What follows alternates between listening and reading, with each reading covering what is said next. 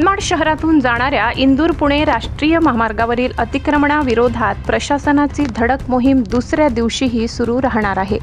वाहतूक कोंडी, वाढते अपघात आणि नागरिकांच्या सुरक्षिततेच्या पार्श्वभूमीवर नगरपालिका प्रशासन, सार्वजनिक बांधकाम विभाग आणि राष्ट्रीय महामार्ग प्राधिकरणाने संयुक्तपणे ही मोहीम हाती घेतली आहे. काल जयश्री थिएटर परिसरापासून सुरू झालेल्या कारवाईत कॅम्प भागातील सटवाई नाल्यापासून बसस्थानकापर्यंतच्या सुमारे 227 अतिक्रमणांवर जेसीबी फिरवण्यात आला. टपऱ्या, शेड, ओटे आणि रस्त्याला अडथळा ठरणारी विविध अतिक्रमणे हटविण्यात आली.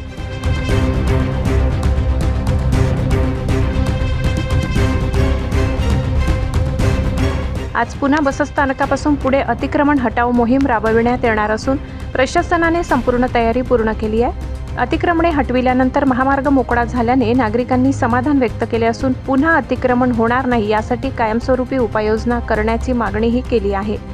मात्र या कारवाईमुळे अनेक छोटे व्यावसायिक आणि टपरीधारकांमध्ये नाराजीचे वातावरण आहे.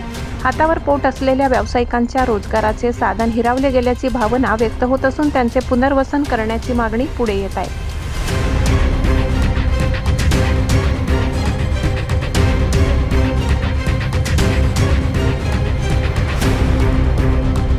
मुख्याधिकारी शेषराव चौधरी यांच्या नेतृत्वाखाली पालिकेचे 100हून अधिक अधिकारी आणि कर्मचारी मोहिमेत सहभागी झाले आहेत. तर कायदा व सुव्यवस्था राखण्यासाठी पोलीस उपविभागीय अधिकारी बाजीराव महाजन यांच्या मार्गदर्शनाखाली पोलीस निरीक्षक विजय खरे यांनी मोठा पोलीस बंदोबस्त तैनात केला आहे. मनमाडमधील ही अतिक्रमण हटाव मोहीम पुढील 2 दिवस सुरू राहणार असून आणखी शेकडो अतिक्रमणे हटविण्याचे उद्दिष्ट प्रशासनाने ठेवले आहे.